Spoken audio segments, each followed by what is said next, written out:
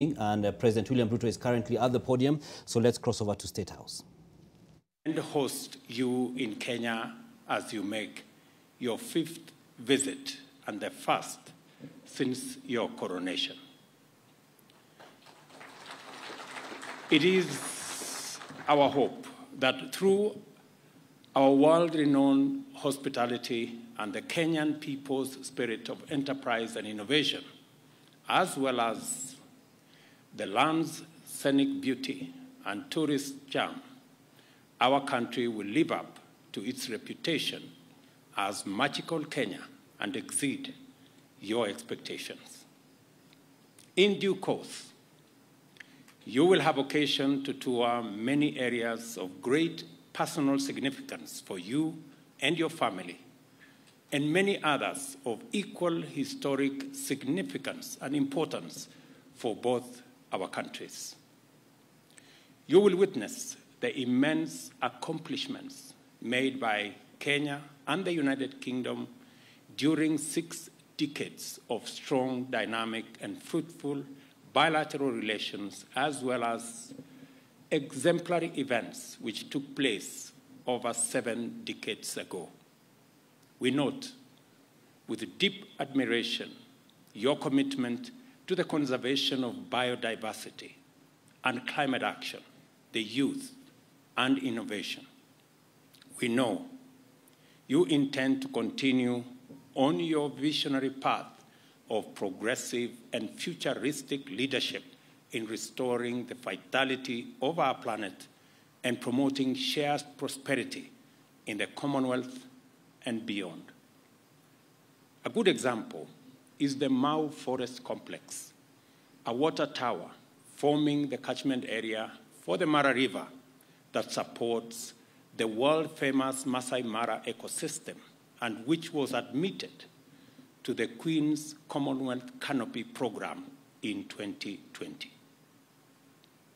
We also note with appreciation your expression of willingness to acknowledge the painful aspects of our shared history, your exemplary courage and readiness to shed light on uncomfortable truths that reside in the darker regions of our shared experience are also very commendable.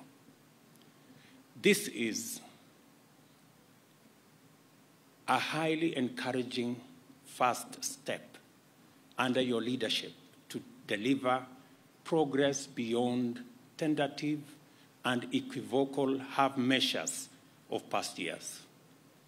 We are therefore confident that under your visionary leadership, the Kenya-United Kingdom relations will continue to prosper for the benefit of our 2 countries and peoples. We also note your commitment to the Commonwealth and the will to sustain the transformational momentum to make it an exemplary community of nations distinguished by unity of purpose, inclusive progress, and shared prosperity. Your visit, therefore, provides us with an opportunity to close ranks within the Commonwealth family in order to provide an inspiring beacon of hope in the possibility of transformative collective action on an ambitious and global scale. Our confidence is borne further out by the fact that you are a veteran visionary who desired long ago that global development should take into account environmental sustainability, and as early as in 1970, spoke about the menace of pollution and climate change with an urgency and intensity now associated with climate action activists and the Secretary General of the United Nations. Your Majesty, although it has been indicated that Kenya and the United Kingdom are celebrating 60 years of diplomatic relations, this by no means implies that our peoples were total strangers before that. Neither does it mean that we live in denial of our history. We cannot live as prisoners of the past. neither can we go far into the future if we turn our backs on history and historical actions and omissions whose legacies encumber our present.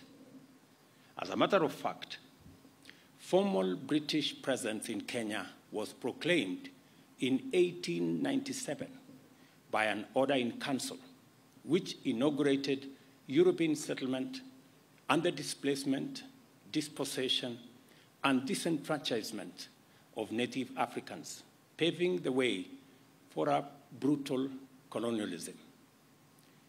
And if colonialism was brutal and atrocious to African people, colonial reaction to African struggles for sovereignty and self-rule was monstrous in its cruelty. It culminated in the emergency, which intensified the worst excesses of colonial impunity and the indiscriminate victimization of Africans. I took you through earlier today the whole of fame and the whole of shame. While there has been efforts to atone for the death, injury, and suffering inflicted on Kenyan Africans by colonial government, much remains to be done in order to achieve full reparations.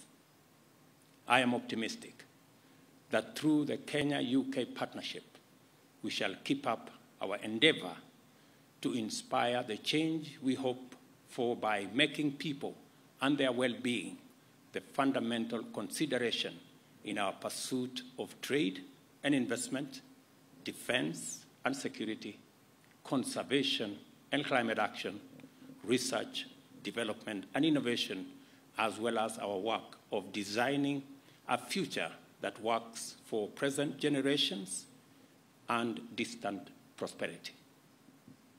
I trust that this visit, focused on community, sustainability, and innovation, as pillars of progress, will inspire Your Majesty to forge ahead with a strong vision for stronger Kenya-United Kingdom partnership and of the Commonwealth as a beacon of hope for humanity in a sustainable, prosperous future for all in a green and clean planet.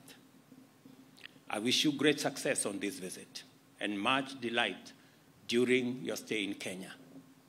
May your leadership inspire many to do their part in making our nations more prosperous and our planet more livable for humanity and all forms of life which share it with us.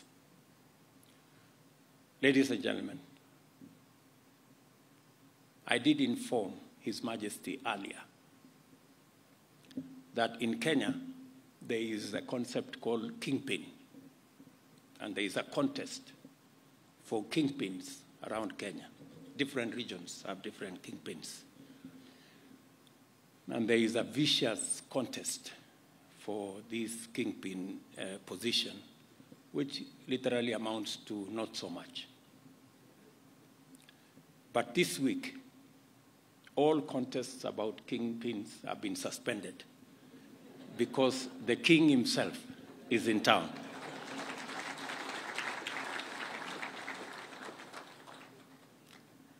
Let us drink to the long life and good health of His Majesty King Charles III and Her Majesty Queen Camilla, and to the enduring bonds of friendship and partnership for the shared prosperity of the people of our two great nations. Thank you. God bless you. God bless Kenya. God bless the United Kingdom. Asanteni sana.